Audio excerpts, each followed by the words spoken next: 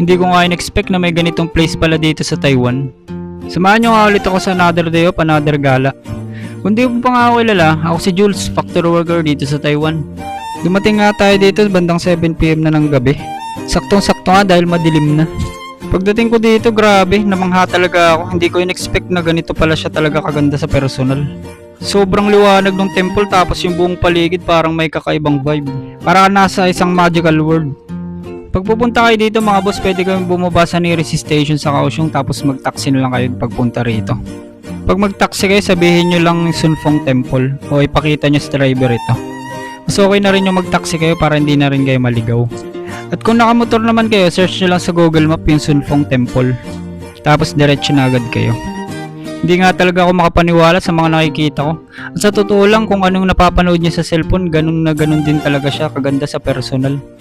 Kaya nga hindi na ako magtataka kung bakit dinarayo ng mga turista gaya ko. Hindi, joke lang, ngayon lang tayo turista. Bukas operator na ulit. Sa tuwing may mga ganito nga ako napupuntahan dito sa Taiwan, lalo akong ginaganahan mag-explore. Nasa Taiwan guys, sobrang worth it tong puntahan lalo pag gabi. Kahit saglit nga lang ay okay na mga boss.